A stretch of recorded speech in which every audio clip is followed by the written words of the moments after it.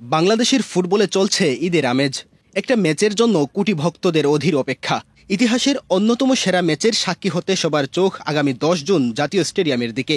বাফুফেও বুঝতে শুরু করেছে ফুটবল প্রেমীদের মনের ভাষা, তাই আয়োজনের কোনো কমতি রাখতে চায় না ফুটবল ফেডারেশন।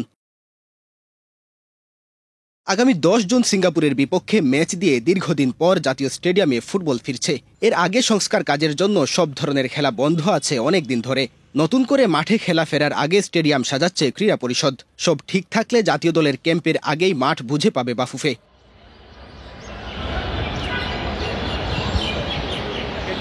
কিছুদিন আগেও মাঠের ঘাস নিয়ে ছিল সংশয়।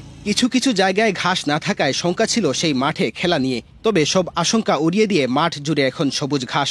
তবে ঘাস হলেও ঘাসের ডিজাইন কেমন হবে সেটা নিয়ে আগ্রহ ছিল ফুটবল ভক্তদের মনে। এবার সেদিকেও দৃষ্টি দিয়েছে বাফুফে। মাঠে দেখা গেল কর্মীদের ব্যস্ততা।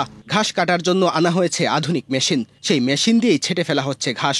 এই মেশিন দিয়েই ঘাসের ডিজাইন করা যায়। তবে ভুটান ও সিঙ্গাপুর ম্যাচে ডিজাইন করা হবে না ঘাসের। সময় কম থাকায় কোনো ডিজাইন ছাড়াই মাঠে নামতে হতে পারে বাংলাদেশ দলকে। তবে পরবর্তীতে এই মাঠে ডিজাইনের পরিকল্পনা আছে বাফুফের। মাঠের এক পাশে থাকা অ্যাথলেটিক্স বক্স নিয়েও আপত্তি দর্শকদের। এই বক্সের কারণে মাঠের সৌন্দর্য যেভাবে ফুটে উঠবে না, একইভাবে পশ্চিম পাশের গ্যালারিতে বসে খেলা দেখতেও সমস্যা হবে দর্শকদের। ফলে এই বক্স অপসারণের দাবি জানিয়ে আসছিলেন অনেকেই। তবে এবার জানা গেল এই বক্স আর থাকছে না, ম্যাচের আগেই খুলে ফেলা হবে সেই বক্স।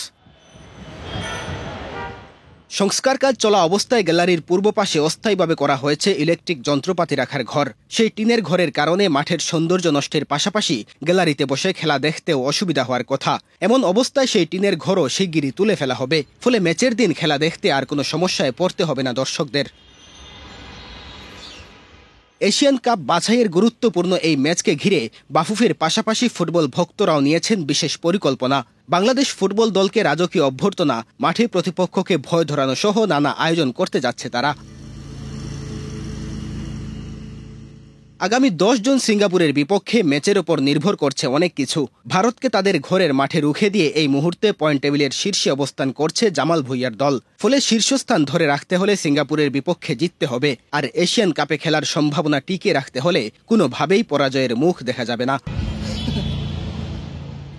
বাংলাদেশের বিপক্ষে খেলতে নামার আগে সিঙ্গাপুরের অবস্থাও খুব একটা ভালো নেই। গত 5 ম্যাচে জিততে পারেনি একটা ম্যাচও, উল্টো পরাজয় দেখেছে 3 বার। এশিয়ান কাপ বাছাইয়ের পয়েন্ট টেবিলের তলানিতে অবস্থান করছে তারা। ফলে ঘরের মাঠে জয়ের স্বপ্ন বুনছে হামজা চৌধুরীরা।